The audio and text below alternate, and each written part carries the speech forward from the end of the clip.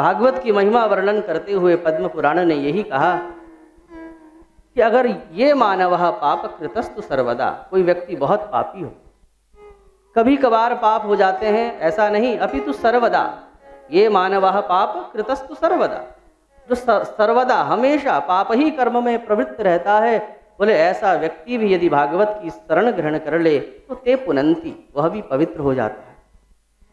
सदा दुराचार रता विमार्गः, दुराचारी हो, कुमार्गगामी हो, क्रोधाग्नि दग्धा, क्रोध रूपी अग्नि में हमेशा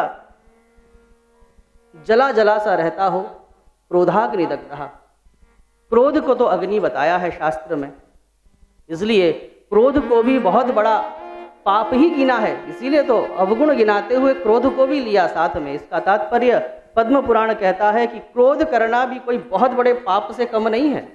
क्रोधाग्नि दग्धा, जो क्रोधी है, बात बात पर क्रोध करता है और अपने मनुष्यत्व को अर्थहीन करता हुआ, मनुष्यत्व को अपना अर्थहीन करता हुआ, जो अपने मानव देह से विचरित होते हुए जो बार बार खंडित हो जाता हो, क्योंकि जो क्रोध होता है यह अग्नि है, यह भी बहुत बड़ा पाप है। काम, क्रोध, लोभ, मोह, ये सब डकैत कहे गए हैं, ये हमारे जीवन में लुटेरे हैं, हमसे बहुत कुछ छीन लेते हैं, हमारा विवेक छीन लेते हैं, हमारी ये बहुत संपत्ति है। जो बाहर के चोर आते हैं तो बाहर के चोर आपका क्या ले जाएंगे? धन ले जाएंगे, टीवी ले जा लेंगे, फ्रिज ले जा लेंगे, लेकिन घर तो नहीं ले जा सकते, घर तो वहीं रहेगा, कुछ तो बचेगा। अगर घर में चोरी हो जाए तो फिर भी कुछ तो बचता है, ज़्यादा ना भी कुछ बचा हो तो घर तो बचता है। लेकिन क्रोध को शास्त्र ने अग्नि इसलिए कहा, जैसे कि घर में लुटेरे आ जाएं, लूट कर ले जाएं, लेकिन घर तो बचेगा, लेकिन अगर घर में अग्नि लग जाए तो फिर न तो घर बचता है न सामान बचता है, क्योंकि अग्नि कुछ रहने नहीं देती। तो क्रोध को लुटेरा नहीं कहा, क्रोध को अग्नि कहा है। इसलिए हम बहुत पीछे चले जाते हैं जब हमारे अंदर क्रोध की अग्नि लगती है, फिर कुछ नहीं बचता, फिर आपकी सारी संपत्ति खाक हो जाती है, आपके सारे अवगुण काले पड़ जाते हैं। कैसे काले? अग्नि की चपेट में आकर तो सब कुछ भस्मीभूत हो जाता है, और हम इतने पीछे चले जाते हैं तो हमारी सारी संपत्तियां जलकर भस्म हो जाती हैं। कौन सी संपत्ति की बात करते हैं? तो शास्त्रकार कहते हैं आपके भीतर बहुत सारी संपत्तियां हैं, आपकी बुद्धि, आपका विवेक, आपका मन, ये सब कुछ संपत्तियां हैं, लेकिन जहां क्रोध की अग्नि जली सब कुछ भस्मीभूत हो गया, कुछ नहीं बचता। फिर पुनः अपने स्वभाव में आने के लिए बहुत समय लग जाता है। तो क्रोधाग्नि दग्धा कुटिलाश्च कामिनः, कोई क्रोधी हो, कुटिल हो, कामी हो, तो भी भागवत के संसर्ग से पुनन्ति ते, पवित्र हो जाते हैं, पुनन्ति ते। अब कोई सोचे कि वाह ये तो बढ़िया फॉर्मूला मिल गया हमको, बाहर पांडाल से बाहर जाकर खूब पाप करो, क्योंकि पाप धोने के लिए तो भागवत का पांडाल बनाया ही है। बाहर चोरी करो, खूब गलत काम करो, और उसके बाद थोड़ी सी कथा सुन लो, बस पुनन्ति थे। तो इसका अर्थ ये नहीं है, इसका अर्थ ये है कि जब आप सत्संग का आश्रय लेंगे धीरे धीरे धीरे धीरे धीरे धीरे, तो फिर आपके भीतर उस संसर्ग के प्रभाव से, सत्संग के प्रभाव से जो सदाचार का बीज है वो अंकुरित होगा, और धीरे धीरे आप सत्कर्म से निवृत्त हो जाएंगे। सत्संग को इसीलिए बहुत उपयोगी माना, जैसे कि कोई शराबी कबाबी का यदि कोई संसर्ग करे तो धीरे धीरे न चाहते हुए भी उस पे वो गुण, वो रंग चढ़ ही जाता है। वैसे ही भले ही शुरू में आपको रंग चढ़ने में थोड़ा समय लगे, लेकिन आप रात दिन यदि आपका उठना बैठना अच्छा होगा तो आपको एक ना एक दिन इसका रंग चढ़ेगा, ये सत्य है।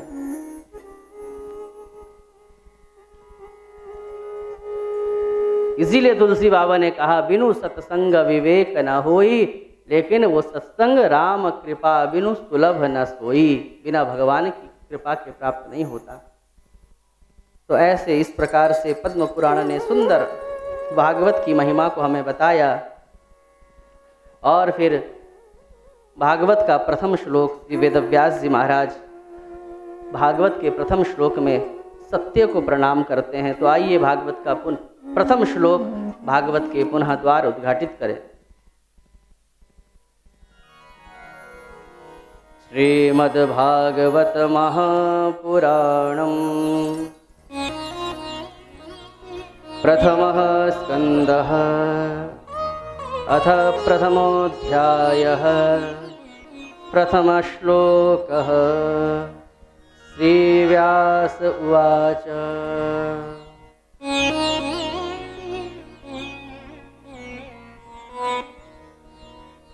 जन्माद्यस्य यतोऽन्वयादितरतः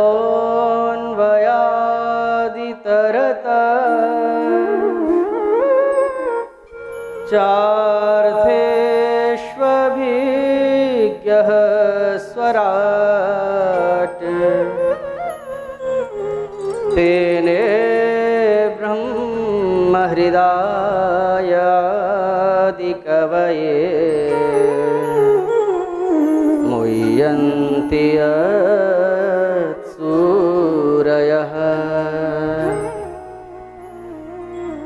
तेजो वारिमृदां यथा विनिमयो यत्र त्रिसर्गो मृषा धाम्ना स्वेन सदा निरस्तकुहकम् सत्यं परं धीमहि सत्यं परं धीमहि। ये भागवत का पहला श्लोक है। और कहते हैं ना कि प्रारंभ अच्छा तो सब कुछ अच्छा। अगर आपने पहला श्लोक अगर अच्छी तरह से तन्मयता के साथ सुन लिया, समझ लिया, तो फिर सब कुछ अच्छा ही होगा। और पहले में ही अगर आप असावधान हो गए और हल्के में ले लिया तो फिर भागवत जैसा ग्रंथ आपको पल्ले पड़ने वाला नहीं। क्योंकि शुभारंभ में व्यक्ति अपनी पूरी ताकत झोंकता है और अंत में भी पूरी ताकत झोंकता है। जब रेस लगती है ना, तो जो धावक होता है तो प्रारंभ में बड़ी बुद्धिमत्ता के साथ अपने बल का संचय करते हुए, लेकिन उसकी बुद्धि बहुत तीव्र चल रही होती है, मुझे कितना दौड़ना है प्रारंभ में, तो उस समय वो बहुत अधिक बुद्धिमत्ता का प्रयोग करता है। और अंत में जब उसको रिबन तक पहुंचना होता है तो फिर अंत में भी वो पूरा जोर मार देता है। तो वैसे ही श्री वेदव्यास जी महाराज भागवत जैसा ग्रंथ लिखने जा रहे हैं। तो प्रथम श्लोक बहुत महत्वपूर्ण है, जरा ध्यान से समझिए। वेदव्यास जी महाराज कह रहे हैं, जन्माद्यस्य यतोऽन्वयादितरतः, जिस परमात्मा के द्वारा जन्म, पालन और संहार संपादित होता है, उस परमात्मा को मैं धीमहि प्रणाम करता हूँ। जन्माद्यस्य यतः, जिसके द्वारा इस संसार का जन्मादि संपादित होता है। जन्माद्यस्य यतोऽन्वयादितरतः चार्थेष्वभिज्ञः स्वराट्, जिसका अर्थ जानना अर्थात जिस परमात्मा की लीला को समझना, उनके रहस्य को जानना बड़ा कठिन है, बड़ा क्लिष्ट है। जन्माद्यस्य यतोऽन्वयादितरतश्चार्थेष्वभिज्ञः स्वराट् और तेने ब्रह्म हृदय आदि कवये मुह्यन्ति यत्सूरयः। यत्सूरयः अर्थात जो विद्वान लोग हैं वो भी भगवान की लीला को समझने में बड़े मोहित हो जाते हैं। यदि भगवान न चाहें तो केवल शास्त्रों के बल पर कोई परमात्मा को जान नहीं सकता। कोई ऐसा विद्वान कोई दंभ भरे कि अरे मैंने तो सारे पुराण पढ़े हैं तो मैंने परमात्मा को जान लिया, असंभव। ये वेद शास्त्र पुराण केवल एक भगवान का मार्गदर्शन करते हैं, भगवान को इंगित करते हैं, लेकिन ये वेद शास्त्र भगवान तक पहुंचा दें ऐसी गारंटी नहीं है। क्योंकि अगर वेद शास्त्र पढ़ने से भगवान मिल जाए तो जिन ने कोई चतुर्वेदी है, कोई द्विवेदी है, कोई त्रिवेदी है, उनको परमात्मा मिल चुका होता। तो फिर इसका मतलब इनकी कोई उपयोगिता नहीं है वेद शास्त्रों की। बोले नहीं नहीं, क्यों नहीं है उपयोगिता? मार्गदर्शक तो चाहिए, पथ प्रदर्शक तो चाहिए। मार्ग न दिख रहा हो, रात्रि का समय है हो, तो कोई आपको नहीं पता कि अगला कदम कहाँ रखना है, और कोई आ जाए एक दीपक लेकर, तो फिर आपका मार्ग आसान हो जाता है। कोई दीपक लेकर आ जाए, वो सूर्योदय तो नहीं कर सकता, लेकिन आपका पथ प्रदर्शन अवश्य कर सकता है, जिससे कि आप अपने गंतव्य तक पहुंच जाएं। बस वैसे ही माताओं, जो ये वेद शास्त्र हैं, ये उस दीपक की भांति हैं। ये जो संसार में रहते हुए जो अंधकार छा गया है, हमको नहीं पता कि अगला कदम कहाँ रखना है, क्या सत है क्या असत है। और सत असत वस्तु ज्ञान विवेक, सत और असत का ज्ञान ही तो विवेक होता है, उसी को तो विवेक कहते हैं। तो ऐसी स्थिति में ये वही ग्रंथ हैं जो दीपक की भांति हमारा पथ प्रदर्शन करते हैं कि आइए हम तुम्हें बताते हैं मार्ग कहाँ तक जाता है, परमात्मा तक। तो ये हमको परमात्मा दिखाते हैं, दिखा सकते हैं, मिला नहीं सकते। मिलाता है हमारा विश्वास, मिलाता है हमारा समर्पण। जैसे कि माता चंदा बच्चों को कहती है, देखा देख बेटा वो देख चंदा मामा, और बच्चे को दिखता नहीं तो फिर बताती है, वो देख वो देख वो पेड़, वो देख उस टहनी के पीछे ये ऐसे करके। तो माँ चंदा मामा दिखा तो सकती है, लेकिन बच्चे को दिला नहीं सकती। बस उसी प्रकार से ये जो वेद शास्त्र ग्रंथ हैं, ये समझना चाहिए, ये उसी माँ की तरह है। हमको परमात्मा दिखा तो सकते हैं कि देखो परमात्मा का मार्ग ये है, ऐसे चलना है, ये करना है, ये नहीं करना है, तो हमको वेद शास्त्र दिखा सकते हैं, लेकिन ये दिला नहीं सकते। अगर ये दिला सकते परमात्मा को, तो जिसने वेद शास्त्र पढ़ लिए उसको परमात्मा का साक्षात्कार हो चुका होता। अगर हम ऐसा दंभ भरें कि इनके माध्यम से ही परमात्मा प्राप्त हो सकता है, तो ऐसे कई ज्ञानी हुए हैं जिनको पोथी पढ़ने के बाद अहंकार के सिवा हाथ नहीं लगा। परमात्मा हाथ लगना तो दूर, उल्टा अहंकार ही आया। और ऐसे कई हैं, प्रमाणम तत्र गोपिका, जिन्होंने कोई पोथी नहीं पढ़ी थी, लेकिन उन्होंने कृष्ण का दर्शन किया, और उसने उद्धव जैसे महाज्ञानी की भी प्रेम की धज्जियां, ज्ञान की धज्जियां उड़ाते हुए उद्धव को ज्ञान की दीक्षा दी, प्रेम की दीक्षा दी। तो परमात्मा ब्रह्म अतर्क बुद्धि मन वाणी, परमात्मा तर्क वितर्क से परे है। अगर हम अपनी बुद्धि के बल पर परमात्मा को जान लें, तो क्या अर्थ निकलेगा कि इसका मतलब बुद्धि हमारी बड़ी हो गई, परमात्मा छोटा हो गया, क्योंकि हमने अपनी बुद्धि के बल पर जान लिया। तो बुद्धि के बल पर परमात्मा को नहीं जाना जा सकता। तो वेदव्यास जी महाराज प्रथम श्लोक में वर्णन करते हैं कि चार्थेश्व विज्ञः स्वराट मुह्यन्ति असूरयः, जिसकी लीला को समझना बड़े बड़े विद्वान भी जिसमें निष्फल हो जाते हैं। अरे औरों की तो छोड़ो, हम तो एक खोपड़ी वाले हैं, 4 खोपड़ी वाले ब्रह्मा जी। उन्होंने भी जब वृंदावन की लीला में, अभी जो हमारे साथ यात्रा में गए थे, हमने वो स्थान भी दिखाया था ब्रह्म सरोवर वाला, जहाँ पर ब्रह्मा जी की बुद्धि चकरा गई थी प्रभु की लीला देखते हुए कि देखो देखो देखो, दिन भर गाय चराया, उसके बाद सभी ग्वाल वालों के साथ कैसे खाने बैठ गया। मंदिर में तो बड़े बड़े वेद मंत्र पढ़ने के बाद भी पंडित जी जो भोग लगाते हैं, भोग का थाल ज्यों का त्यों रहता है। और यहाँ देखो जरा इसको, ये कैसे ग्वाल वालों के बीच में बैठा है। और एक मधुमंगल कहता है, अरे कन्हैया देख देख, मेरी माँ ने कितना बढ़िया टेंटी का अचार बनाया है, जरा तू भी पहले खुद चाटते हैं मधुमंगल। वाह कन्हैया बढ़िया। क्योंकि भाव ये है कि कहीं ऐसा ना हो कि हमारा अचार बेकार हो और कन्हैया के मुंह तक चला जाए। और जो व्यर्थ की चीजें हैं वो तो परमात्मा तक नहीं पहुंचनी चाहिए। कोई सखा सोचता है मेरी माँ ने कढ़ी तो बनाई है, पहले चख तो लूं अच्छी बनाई है या नहीं, तभी तो कन्हैया को दूंगा। इसलिए श्री दामा अपनी कढ़ी को पहले चाट कर चखते हैं, हाँ बढ़िया बनी है, तो फिर उसी झूठे हाथ से कन्हैया को जीभ में कहते हैं, कन्हैया बड़ी जोरदार कढ़ी बनाई है मैया ने देख। और कन्हैया भी इतनी लंबी जीभ निकाल के कन्हैया के मल दिया। तो इधर कोई कड़ी मल रहा है, तो भागवत में ही 10वें स्कंध में एक जगह श्लोक आता है, तो बोले कोई टेंटी का अचार लाया है, कोई आम का अचार लाया है, कोई बेर का अचार लाया है, तो सब अपना अपना अचार चख चख कर कन्हैया के हाथ पे पकड़ा रहे हैं। सबका भाव होता है हमारा भी अंश भगवान तक पहुँचे, हमारा अंश किसी ना किसी प्रकार से भगवान तक पहुँचे, ये सबका भाव होता है। जैसे आप सभी के अंश से ही तो ये कथा हो रही है, आप सबका ही तो भाग भगवान ग्रहण कर रहे हैं। अब जिसका लेना होगा सो लेगा।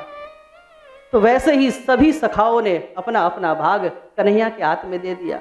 अब मुंह तो एक ही है, अब कन्हैया क्या करे? तो बोले कन्हैया ने कि एक बेर का अचार अपनी इस उंगली में फंसा लिया, आम का अचार इस उंगली में फंसा लिया, टेंटी का अचार इस उंगली में फंसा लिया, और कन्हैया आनंद ले रहे हैं। ब्रह्मा जी ने जब ये लीला देखी, जो यात्रा में गए हैं उनको लीला ध्यान आ रही होगी, उस स्थान पर बैठकर हमने उसका दर्शन कराया था। तो ब्रह्मा जी ने सोचा वेद के बड़े बड़े मंत्रों से जो भोग नहीं लगाता, और ये यहाँ जूठा पीठा परमात्मा का खा रहा है, परमात्मा खा रहा है। शास्त्र में लिखा है, क्या लिखा है?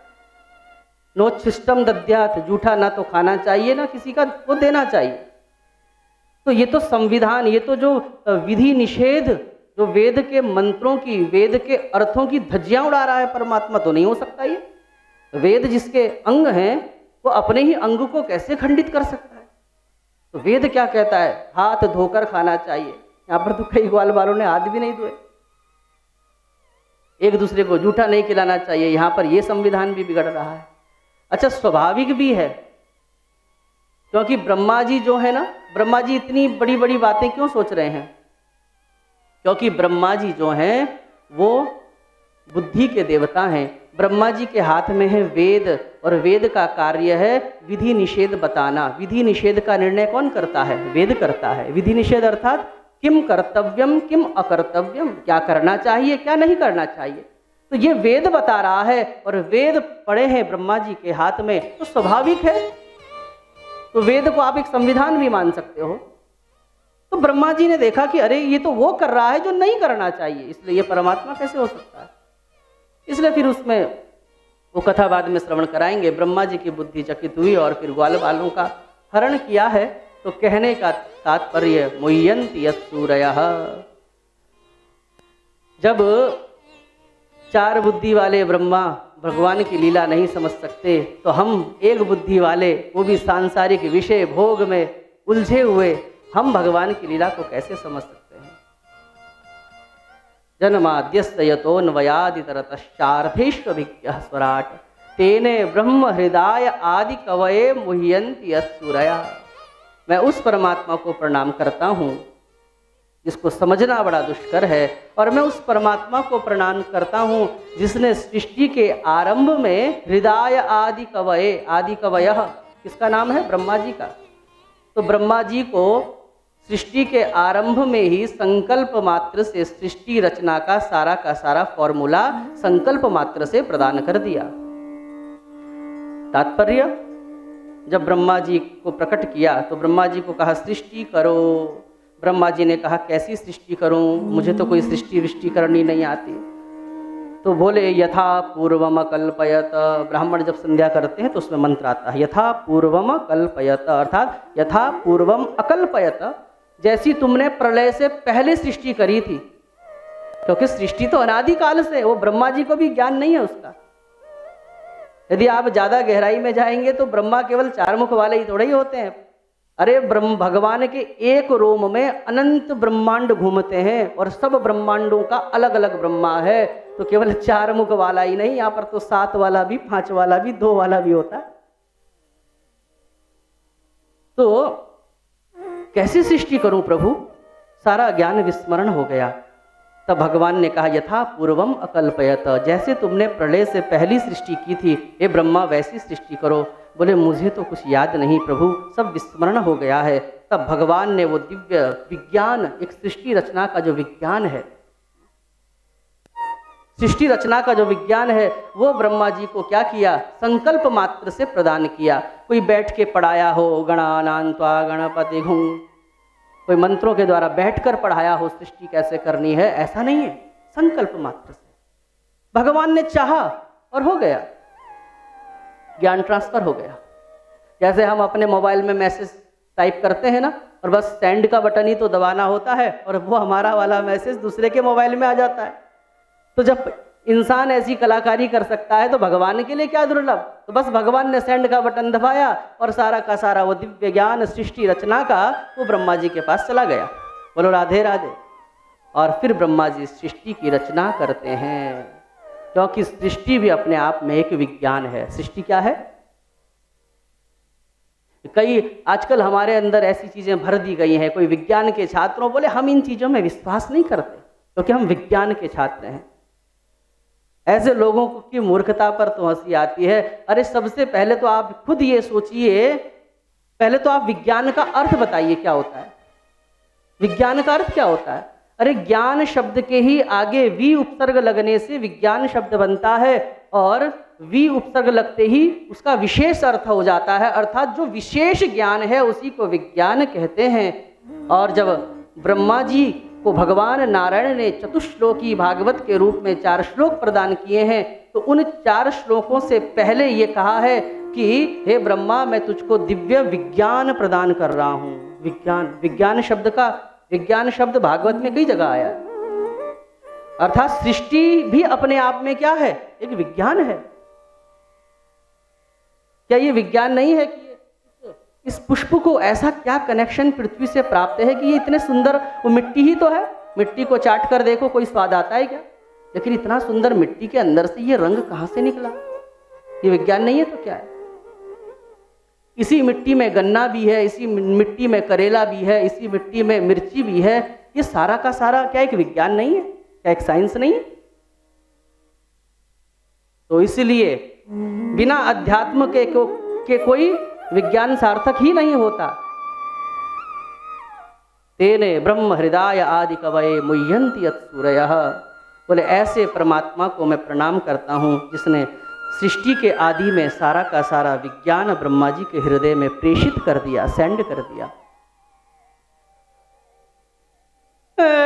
तेजो वारि मृदां यथा विनिमयो यत्र त्रिसर्गो मृषा धाम्ना स्वेन सदा निरस्तकुहकं सत्यं परं धीमहि। तेजो वारि मृदाम यथा विनिमयो, क्या उदाहरण दिया। बोले मैं उन परमात्मा को भी प्रणाम करता हूँ। व्यास जी कह रहे हैं कि जिन परमात्मा की माया से प्रेरित होकर व्यक्ति अपने जीवन में कई लक्ष्य बना रहा है, ये करूँगा, वो करूँगा, अगले महीने तनख्वाह आएगी तो ये करूँगा, फिर उसके बाद ये करूँगा। योजनाएं कितनी इसने बना ली है, कितनी योजनाएं बना चुका है, लेकिन भगवान की मोह, भगवान की माया से प्रेरित होकर इतना बंधा हुआ है कि ये प्लानिंग नहीं बना रहा है ये कि मैं जब इस संसार से जाऊंगा तो मेरा कल्याण कैसे होगा। ये योजना नहीं बना रहा है कि कोई ऐसा सदकर्म करके जाऊं, क्योंकि जो मैंने इतना धन कमाया है कुछ अंश तो ऐसा कुछ करके जाऊं जिससे कि मैं न रहूं लेकिन मेरा नाम तो रहे। क्योंकि हमें पता है, हम सुबह बात कर ही तो रहे थे, देखो धर्म के लिए भी हमको कैसे लोगों से मांगना पड़ता है। अगर कोई लोग अपनी प्लानिंग, हम ऐसे कमरे बनाएंगे, ये बनाएंगे, वो बनाएंगे, लेकिन हम अपने को गौरवशाली समझते हैं कि भगवान ने हमको ऐसा मस्तिष्क दिया कि हम रात दिन ये सोचते हैं कि हम भगवान का अच्छा घर कैसे बनाएंगे। और हमें पता है कि एक एक ईंट जोड़ना भी लोगों के आगे हाथ फैलाने की तरह कितना मुश्किल काम होता है, कितना मुश्किल काम होता है। तो इसलिए हमको अपने कल्याण का भाव नहीं जागृत होता, इसके पीछे भी भगवान की मोह माया ही है। इसलिए परम पूज्य स्वामी श्री राजेंद्र दास जी महाराज कहा करते हैं कि अपने कल्याण का भाव यदि हमें जागृत हो जाए कि अरे हम ऐसा भी कुछ करेंगे कि हमारा कल्याण हो, बोले ये भी बिना परमात्मा की कृपा के तो नहीं होता। और ये भी बहुत बड़ा भाव है, अगर ऐसा भाव आपकी जगह है।